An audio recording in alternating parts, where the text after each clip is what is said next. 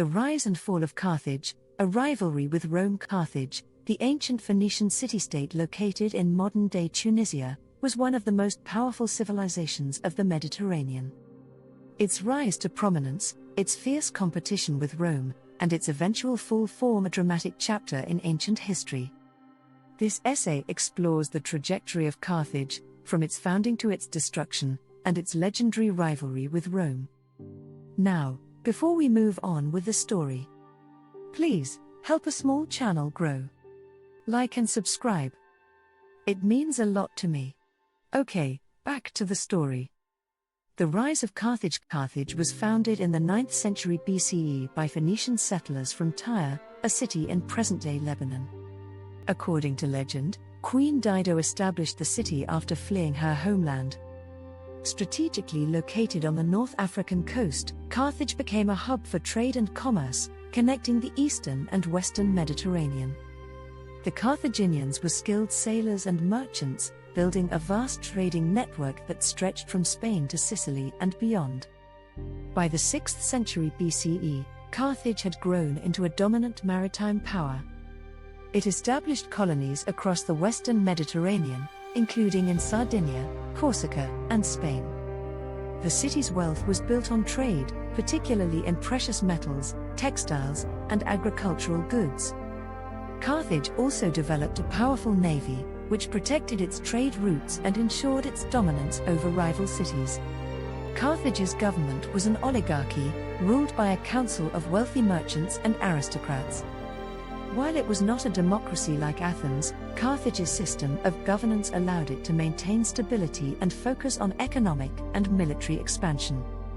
Carthage and Rome, a rivalry begins. Carthage's rise brought it into conflict with other Mediterranean powers, most notably Rome.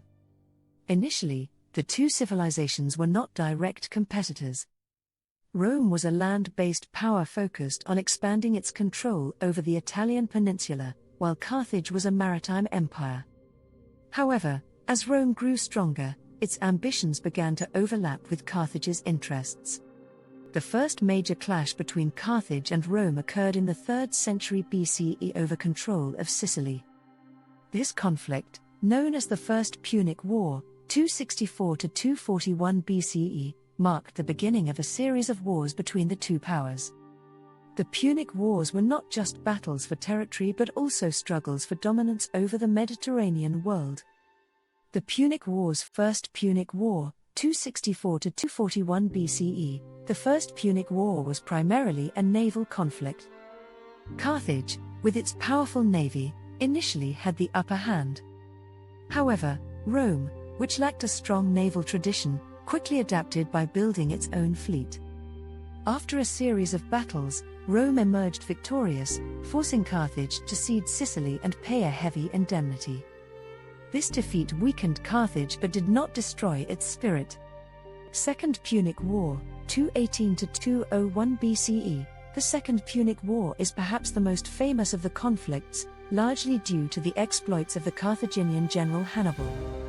Seeking revenge for the loss of Sicily, Hannibal launched an audacious campaign against Rome.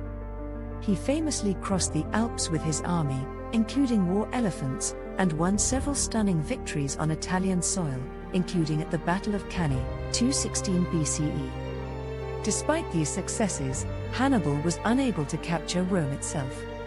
Rome, under the leadership of generals like Scipio Africanus, eventually counterattacked, invading Carthage's territories in Spain and North Africa. The war ended with Carthage's defeat at the Battle of Zama, 202 BCE, forcing it to surrender its navy and pay massive reparations. Third Punic War, 149 to 146 BCE. By the mid-2nd century BCE, Carthage had recovered some of its prosperity, which alarmed Rome. The Roman senator Cato the Elder famously ended every speech with the phrase Carthago dilenda est, Carthage must be destroyed. In 149 BCE, Rome declared war on Carthage, citing a minor violation of their treaty. The Third Punic War was a brutal and one-sided conflict.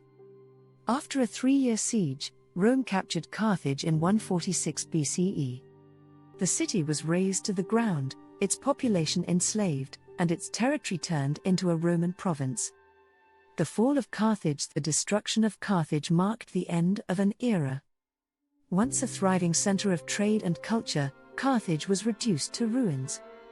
Rome's victory solidified its dominance over the Mediterranean, paving the way for the Roman Empire. For Carthage, however, the fall was catastrophic. Its people were scattered, its culture suppressed, and its legacy overshadowed by Roman propaganda. Despite its defeat, Carthage's influence endured. The city was later rebuilt by the Romans and became an important center of the Roman Empire. Today, the ruins of Carthage stand as a testament to its former glory and its tragic end. Conclusion: Carthage's rise and fall is a story of ambition, resilience, and rivalry. Its competition with Rome shaped the course of Mediterranean history, leading to some of the most dramatic conflicts of the ancient world.